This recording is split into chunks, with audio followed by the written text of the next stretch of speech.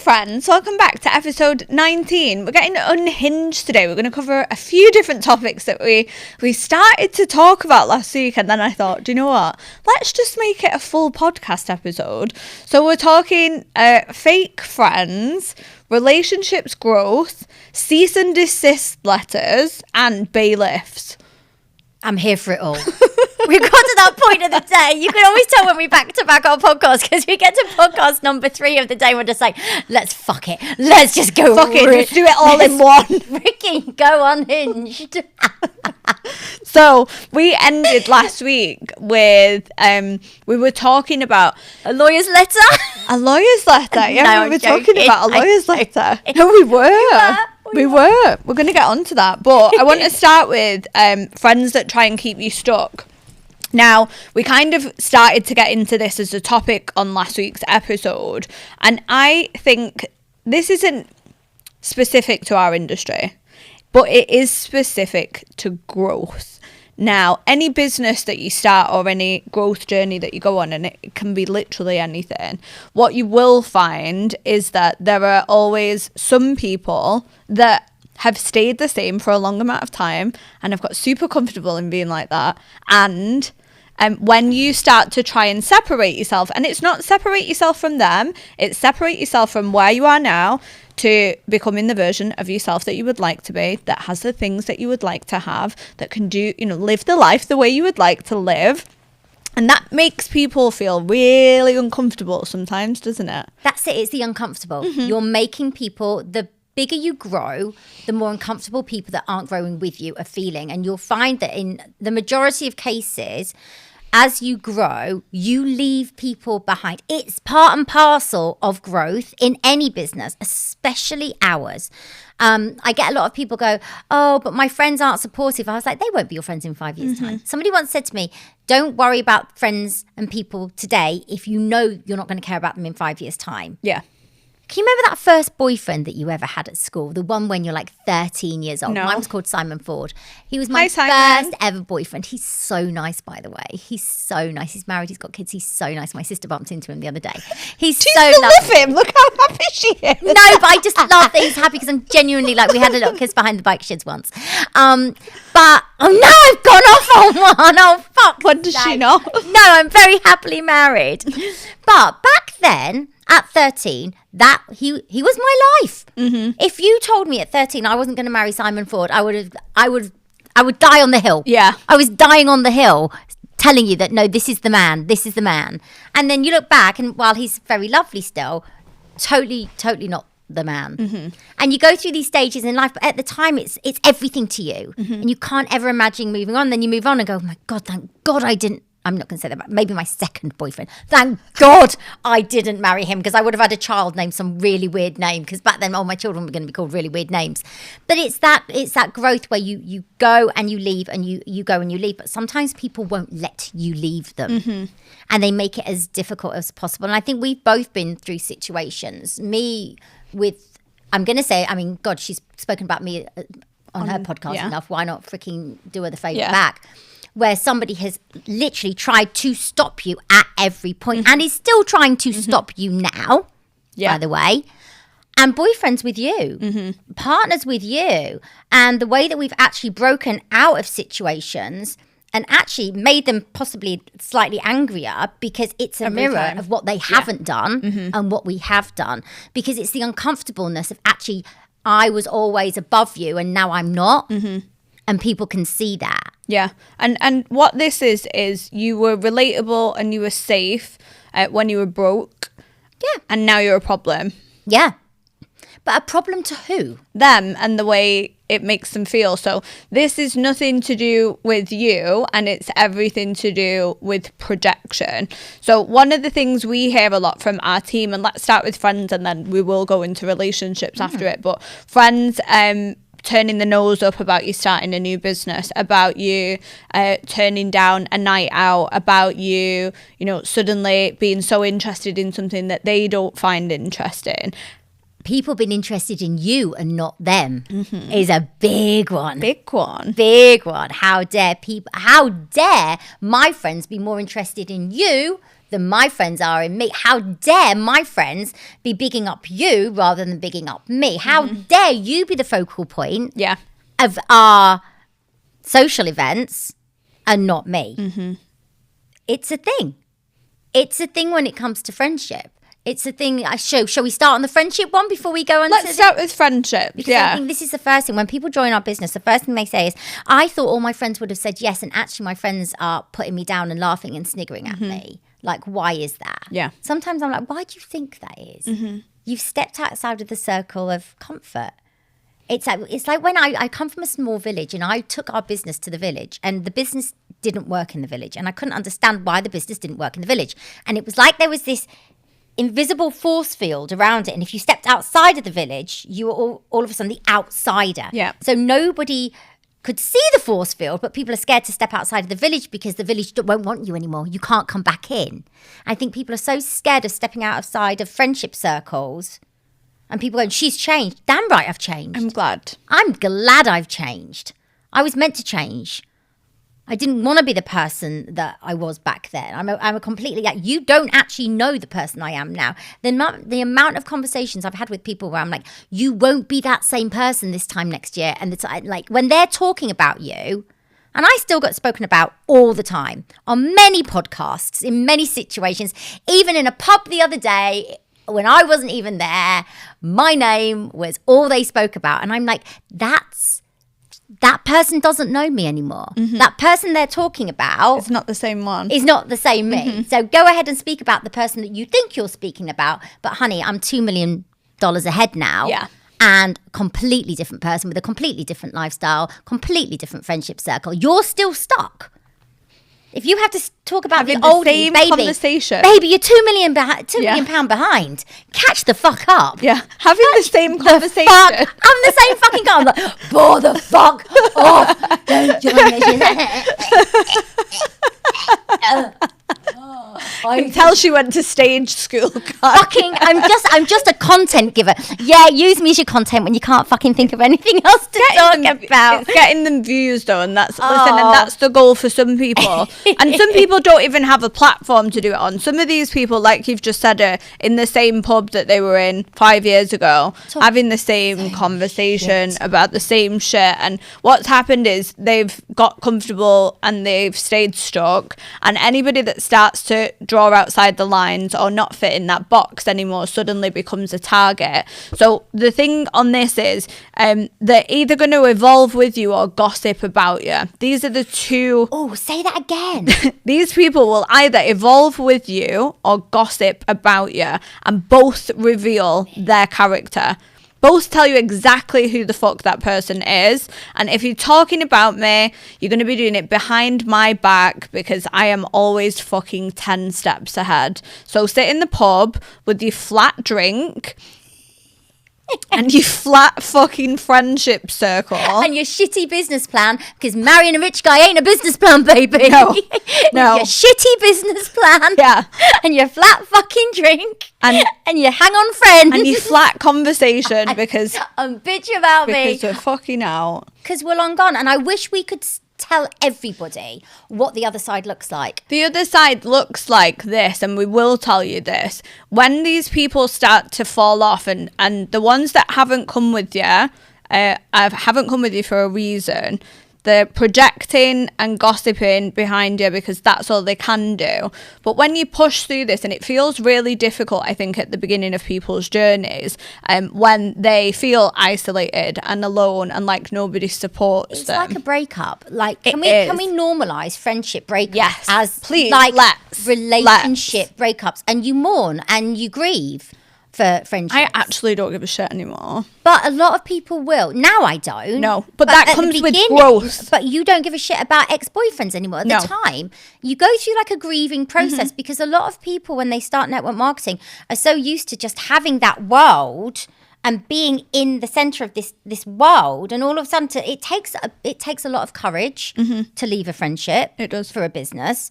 It takes massive personal development to do it, and you are going to grieve and you are going to feel lonely. And sometimes it's a little bit like if you've broken up in a relationship, who keeps whose friends?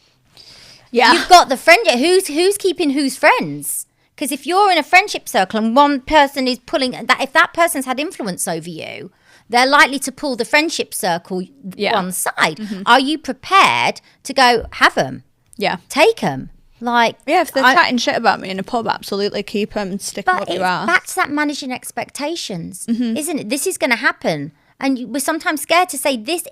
Part of growth, you are going to leave the people that aren't growing with you behind in exactly the same place. And you're going to grieve and you're going to get upset. And it's going to be like a full-on relationship. I've heard so many podcasts recently talk about the loss of friendship because of growth. Yeah. And how actually serious it can affect you. Yeah. But if you can get through that, then let's go on to this. If you can get through that, what you're going to do is you're going to meet people that are growing at the same speed, that are on the same journey, that clap when you fucking win, that champion you, and that want you to do as well as they do with no competition, with collaboration, with shared hopes and dreams. And, you know, they're picking each other up on the shit days, which we do more often than not. like every other day, we will gaslight each other out of into being better. a shit day. Yeah. Basically. Instead of gaslighting each other. You could have a day off tomorrow. Fucking hell. You could have a day off tomorrow. She just told me what she's doing tomorrow morning. I was like, no. Gonna go on You won't do that. You don't do that. Oh no, I am going to do that. Oh, you are going to do that? Yeah,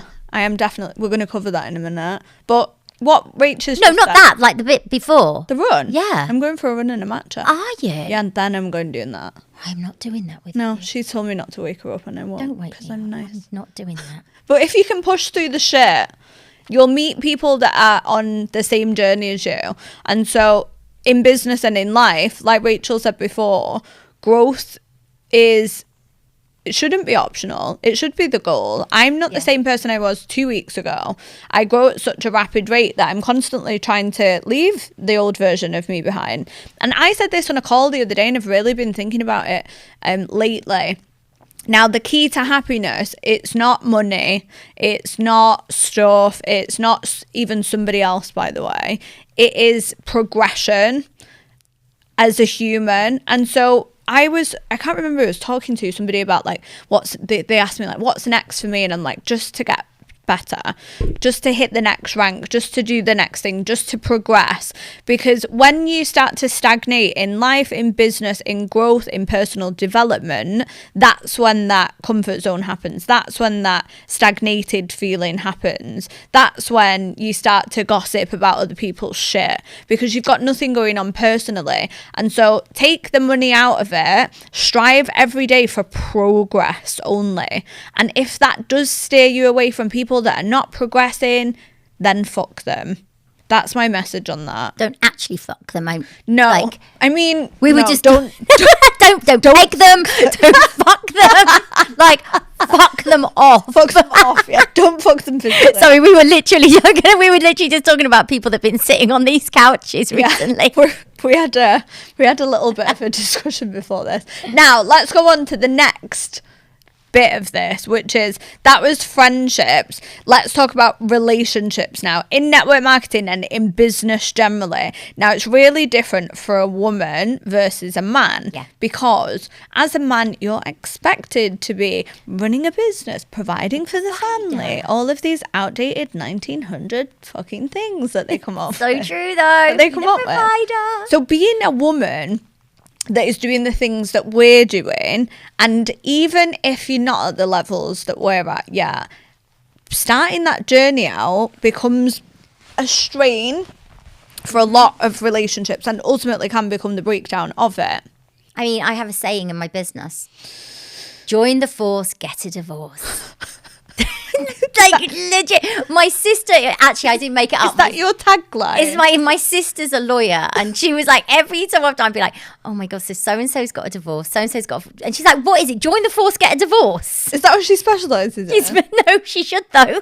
She could make a fortune. And it became a thing that I had to shy away from because I was like, shit, I can't tell people that the chances are if you're in a slightly unhappy marriage, you're going to get a divorce. How can I sell my business on join the force, get a divorce? But it happens, and it's happening a lot. Mm-hmm. And when I actually delved into why it was happening, it all came down to one thing. It was the growth of these women. Yeah. It wasn't necessary. I mean, money had a little bit to do with it because a lot of the women hadn't had opportunity to have their own stash of cash. They were always depending on, their spouse. Now they've got this money. They were in situations where they could leave, but it was actually more of the growth of outgrowing the situation and saying, listen, I'm not happy and I can't see a future with us. But the amount of divorce, I mean, we're not selling it here, are we? But it's growth where these women suddenly come into their power and say, do you know what? I deserve better. I deserve better than this.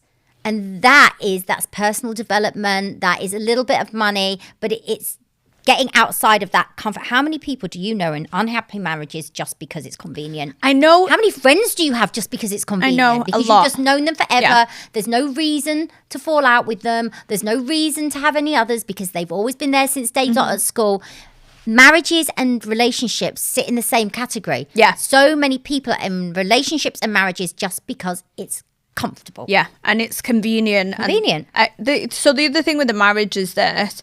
Now, I know you're married, and I'm going to come on to why you and Shaq are like my model family that I don't have. Like the Sylvanian family. Yeah, the Brady bunch. We're like the Brady, the Waltons. When I look and I'm like, if I John boy. if I was ever to do it, like that's the way it would be. But like for me, so marriages is a contract that once you've signed you can't get out of. Now, well, you can get out of it, but they make it quite difficult for you to do. With a friendship, that's not there. And so I think friendships can still hurt to leave, but they're not a legally binding thing. That they don't get messy. No, that you need to get They don't rid always of. get that messy. Yeah, but you don't have to like separate assets and all this shit. No. Like there's so much going on when it comes to that. But with relationships and marriages, they are the exact same thing in the sense of if one of you hasn't moved at the same pace as the other or is maybe resenting what the other is doing, and I'm covering this because this was the start of my journey. I was supposed to get married, I was engaged when I started the business, and I started to like put my heart and soul into it and do all of these self-development things and want to become a better person and want to make more money and want a better life for myself. Because the other party in that situation wasn't doing that, there was just constant resentment. It was that mirror that was put up. Now, it's been a problem for me throughout my journey in the industry, really, where I just fucking scare the shit out of men consistently, which I actually don't give a shit at this point. Like I'm trying to. I'm just fucking over I think you're in like soft girl era. Are you I've put myself in my soft girl era. Matcha and road runs era. Yeah, I know, but I've put myself in my feminine energy, and I think like that was something maybe that I had. She's going to start talking about alignment in a minute. I'm going to start howling at the moon use and the rubbing word my alignment. crystals. Come on, it's coming. I'm just so aligned. I'm so aligned with my female energy. My feminine and my masculine energy. I've put myself into You have a it. little shake it out, baby, shake it out. Shake it out. I've put myself into my soft girl era. Moment then. Oh, give me that. Made me dizzy. It's my age. I've put myself into it, and now I've got the perfect balance of being this big, high-powered, masculine energy at work, and then I know when to fucking sit down and shut up now, which is something that I've struggled with. So I think for me, what I want to ask you is like, how has this worked so perfectly with you and Shaq? And I know you always want to kill each other at some point, but every minute. But In a fun way. I was just about to say in a fun way, Never because serious. in a fun way because when we were in Vegas, we were lay around a swimming pool and Shaq called. And you picked the phone up and he'd asked you to do something and you said, Shaq, I'm fucking snowed under here, while you lay on a sun lounger. And he put the phone down on you and then you both laughed about it later. Now, you two just wind each other up and don't actually have arguments and support each other's goals and growth. Is this because you two have both consistently been growing at the same pace? And is that what I'm aiming for? 100%. I think, and I had this conversation with a friend yesterday, and she's like, I just want to marry a rich man. And I was like, it won't work. No. It won't work. And she's like, why? I said, because he's leaps ahead of you. I said, you've got to, for a marriage to work, and I'm not saying that doesn't work, but when you're only looking for that, if he comes in as the provider, solely as the provider, and then you become the provider, that's a problem because he's lost his job. That was his place, to be the provider. So when I met Shaq, I had just lost $1 million. So I have the story where I made $1 million, I lost $1 million. So I was very much in my masculine energy. And I was very much like, well, I can't cook. I won't clean. I don't do this. I don't do that. I'm a little bit of a princess. And he was like, You okay. still are, by the way. I'm exactly that. That's exactly what I am. Still that. And I'm going to get to that bit in a minute. Now, he did have a great job, but he wasn't where he wanted to be just yet. So he was massively in his growth. When I met him, he put a lid on me because he thought he had to be the provider. And I was constantly trying to push through that. I was so grateful for what I had. And this comes into she's only successful because her husband's rich. I'm only successful because he allowed me to come back into the power that I had when I first met him. I lost my value. I lost my purpose. And he could see me losing it. While he's trying to provide for me, thinking that this is what he should do, he sees me. I stopped growing. I started going backwards. And then when I started to push up again, he's picked me up and gone, right, let's go up together. And that was it. He saw me coming back into the girl he met. Yeah. And then as he's still growing, I'm still growing. And we have very set roles within the house, i.e. he does everything and I do nothing. Yeah, perfect. Very set roles. Very set roles. Like, I will be a badass on boot camp, and I walk out the door, and he's got a cup of tea, and he literally throws my Udi on top of me, gives me a cup of tea, I need, and just takes me to bed. That's what I need. And he knows. He's just I think he's quite sensitive. Shaq's quite sensitive to emotion. He likes to be the provider. I would never take that away from him. I'm never going to take his masculine energy away from him. But also, he allows me to be me, and he doesn't. Do you know what it is? He's not threatened by success. In fact, he's got a bet on with me that he will retire completely if I make it to a certain level in my business. Yeah. And I was like, and I've had this conversation. It's a bit of a joke. I'm going to retire Shaq. And I said, but would you be able to allow me to make that money?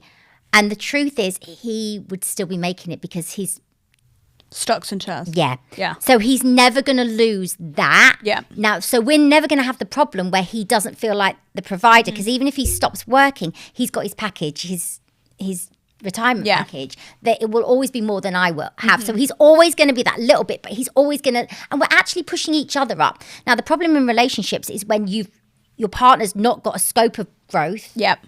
And they're going to resent you, because then the balance tipped. So with me and Shaq, it's just understanding that I'm coming back into the person that I was. I'm not turning into somebody. Always that. I was always that person. I've not yet gone past the person that I was when he met me. Yeah. And that's why it works. I think in some relationships, it's when the person becomes somebody that they don't know anymore. Yes. And that's our secret. And it's very hard to duplicate what we have, because not many people meet at the situation where somebody's had it and lost it and found somebody with it, and that person's allowed them to get it back. Because a lot of relationships, when it will be like, well, you don't have to work anymore, and you can be the mum, and you can be the this, and you can be the that. Shaq's very much like, well, if you want a nanny, get a nanny so you can do the work. If you want this, do that so you can do this. He's not put me in a box. He's not put me. I've never had a label with Shaq. He's never put a label on me as you're a wife, you're a mum, you're a this, you're a that. He's like, you can be it all. I can be whatever I want to be. Yeah. I can be whatever I want to be. And that's our secret to success, even though I just want to freaking kill him every 2 minutes. But that's why it works so well. So that's why I'm modeling my let's future talk about why on this. it doesn't work, because you've been on the opposite side of that, Yeah, where so- it hasn't worked, Yeah. which is more... This is the more common. More common. It's more common. It's more common. And it goes back to what I said before. I was engaged. I started wanting to grow. This industry will take you on a fucking rocket ship of a growth journey at speeds that the people that aren't in it struggle to accept. It's like one of you got on a rocket and the other one is like stood on the floor waving it off. And if you don't both get on it together, then you start to separate yourself in many different ways. One of them is the way you start to look at the world. The way you start to look at the world starts to differ because you've suddenly been or had your eyes open to this completely other separate life that wasn't on the table for you before, where you can travel and have freedom, and retirement doesn't look like 70 all of a sudden, and there's so many different things that weren't on the table at school that as you start chasing that, the person that you're with thinks that you've changed. Yeah. Or I used to get asked a lot, like, why are you doing this? You've got enough money. And I had enough money, but I didn't have enough freedom. And so then it became that you're just money mad, you this, you that, you the other. And it was never the money for me. It was the life and the freedom that it was going to give me. And I think when there's mums, especially in the business, you've just said it there, women, I think, women, I think, get put in boxes. You're either a wife or you're a mum, or you're a this, or you're a that. But what you've just said there was so powerful, because why can't you be all of it? And I think when somebody tries to put you in a box, then what happens is you feel like it's a cage, and it becomes one very quickly. So relationships for me have been, I've just give up on them at this point, to be honest, because I can't be bothered keeping explaining my growth to somebody. So when I'm with somebody, it'll be somebody that understands me the same way that Shaq understands you, which is I'm not just one thing, I'm all things at once, and I'm a fucking whirlwind with it. But do you think that goes back to what we're taught at school? I had a massive row with my daughter's head teacher today, and I actually told him that he was stuck in the Matrix. Yeah, and it is. I was literally, the argument that I was having was so crazy, because it was just so, to me, it was so ridiculous, but he was so set in his ways, in his Matrix. And I think people will tell you that you can't have it all because they're scared. Yeah.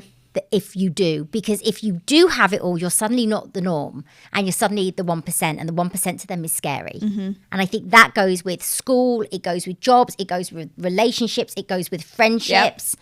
The 1% is a scary percent because the 1% can do anything. And they will do anything, and they won't stop at anything. And friends are scared of having friends that are powerful, mindfully powerful. Yeah. Schools are scared of having parents, pupils that are not scared to step outside the Matrix. And guys are scared to have wives. Yeah, that aren't. Yeah. Because you can't control it. And you can't control us. Can you imagine if freaking somebody said you can't do it? We'd be like, hold that thought. Yeah. Hold that thought. That sounds like a threat to me. Well, we look at it like a threat. Yeah. And what do? We push back on a threat. Are you threatening me? Right. And I would say it's not a threat, it's a promise. Yeah. And like, I'm not threatening you, That's I'm what promising. You've just turned it into. Yeah, it's a promise. Speaking of threats, actually. We're going to go, right, let's, life is life. I just got a... You've had a letter, haven't you? Got a legal letter yesterday. I got a legal letter, right, okay, so here we go. I own the trademarks to anything that I have invented and is mine. Why? The amount of times I have been invoiced from Leah's PA for a trademark that Leah's made up, even for us. Yeah. Trademarked it. Here's like, it costs you this much money. I'm like, what are we trademarking? She's like, it doesn't matter. Just Leah's trademarked Send it. the Nobody money. can touch it. It's fine. Nobody can touch it. It's fine. We're covered. So you trademark everything. I trademark everything. My name is trademarked. My entire name is trademarked because it's my domain, it's my brand, it's my website. It means that if someone tries to take my fucking handle on the platform, no, you didn't, because that's mine, and I own the rights to it. So I've done this since starting out in business journey, whether it's been a training, a framework, whether it's the podcast. But the very first thing that I ever trademarked was the Jet Set Lifestyle, which is my travel brand, my travel company. And subsequently from that was born the Jet Set formula, the Jet Set everything, the Jet Set fucking reg plate that's on my car outside that says Jet One Set. I own Jet Set. Okay, so yesterday I got a letter from somebody else's solicitor. No. Challenging my Jet Set trademark. And I was like, sorry, what? And they can't send me a cease and desist. Why? Because I own the trademark and I trademarked it first like an adult. They've said that they started Jet Set in 1901 before the dawn of time. And that my thing infringes on theirs. Why have you not trademarked it then? Because how was I supposed to know? so The they power of fucking haven't clairvoyance. It's not trademarked. Am I supposed to know that a company, however long before, has trademarked And what do they do? travel?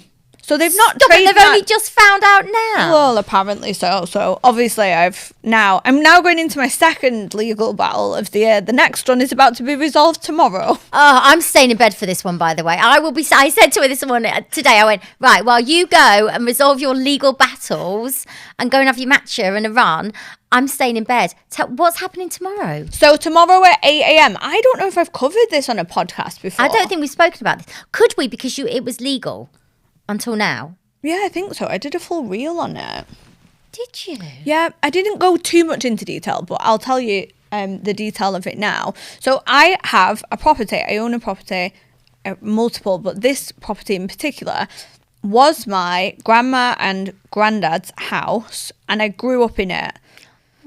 When my granddad passed, my nana wanted to move out, and I didn't want the house to be sold. So I bought the house. It was like a family heirloom for me then. And it was the first property, I think it was the first property I bought ever. And I bought it. It had a tenant in it who had been in there a while, who then moved out, and I let somebody else move in to the property. After about a year and a half of very late rent payments, sometimes paid 2-3 months later, I decided that this was not worth my time and I wanted to get the property back, which I, as a landlord, should be able to do. Yeah. Well, you'd think.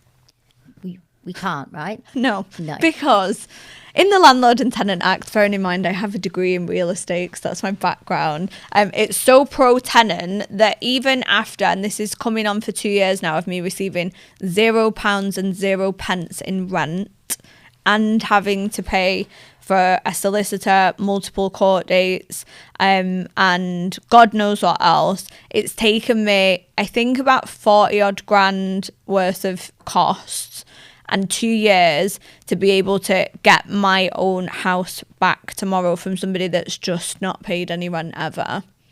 So tomorrow's a celebration. Tomorrow is a celebration at 8 a.m. of me getting back what was my childhood home from somebody that has just decided to live in it rent-free. I'm wilded out that you can just decide not to pay rent, because I'm renting at the moment because we're obviously building a house. Mm-hmm. And Shaq last month somehow thought there was 31 days in the month and there wasn't. There was 30. So he was a day late on the rent, and they were literally like, I must have had about 57 emails. Where's the money? Where's the money? From Hamptons. Where's the money? Where's the money? And he was just like, oh, it's here. Sorry. So the fact that she's got away with it for 2 years and been able to live in a house, like, this is where it's screwed. It's absolutely screwed up. But tomorrow, you get it back. I get it back. Yay! Finally. Do we need to have a party? I think so. We're going to have a matcha party in the morning. Oh, fucking I'm going to make you drink it. I will. Listen, I can't leave the house if you give me a matcha for 3 hours. What time are we filming? You might have a little rest where you can just chill in and see what it does. I don't know. It does funny things to my tummy. I just can't. Okay, we maybe won't give her that because we're filming. No matcha, but we'll have something, maybe something stronger to celebrate. Like what? I hope she doesn't like ruin your house. I think it's probably already ruined. You know what I did once? I'm going to hold my hands up to it. We had a really bad landlord. He was horrible. And we were at college and we actually did spray shaving foam around the house when we left, and put toilet roll around everywhere. we made Have you ever seen the Kardashians? Have you ever seen the Kardashians bit where they wrap her house in like toilet roll? Yeah. We did that with the flat. You could have done way worse stuff. Yeah, but I'm not that kind of person. I just want to make a statement. Into the curtains or something. Set it alight, you know. So, did you just say sew fish into the curtains? I read something the other day in a magazine. Do that? I read something that tell me like the pettiest thing you've ever done after a breakup, and some of the things in there were literally iconic that I took notes. One of them. Yeah, I wrote it down. I've not wrote it down physically. I've wrote it down there. One of them was like, I took all of the spoons out of the apartment and left everything else, or I'd replaced all of the scissors with left-handed ones. Like, really? That's so bad. anxiety. I love that. That's the kind of really annoying shit that you wouldn't notice, and then you'd be like, why are they not working? But then some were like really horrific, like I'd sewn like fish into the bottom of the mattress so that nobody knew where it was coming from, but it just kept. That's disgusting. Can you imagine the next girlfriend goes in and goes, feels a bit fishy. What is going on in here? But you'd have to really piss somebody off to do that, wouldn't you? I bet they've done weird shit to your house. Yeah, oh yeah, it's going to be fucked. It's going to be absolutely. I'll see how it is tomorrow, and then I'm going to have to pay to get all that done before I get rid of it. But look, this whole episode, while it's gone off on, I think probably like 8 or 9 side quests. Because that's us. Welcome to the Mile High. Welcome. Welcome back to the madness. Welcome back. It does all actually tie in a weird way, now that I'm thinking about it. It does? Which is, she's like, how? Leah's going to come up with a lesson at the end, don't worry. What's the lesson?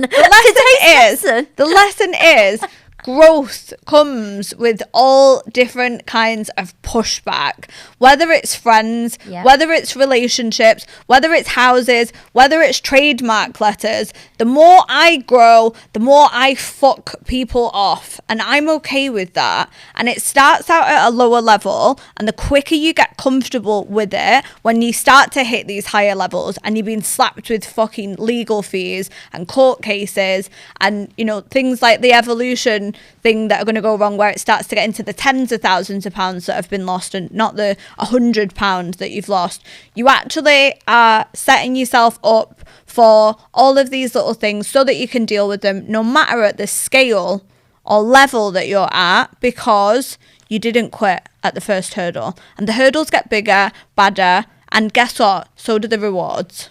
Different levels, different devils. Absolutely. And guys, we're going to leave it there. Thank you next so week. much. We'll see you next week. Bang.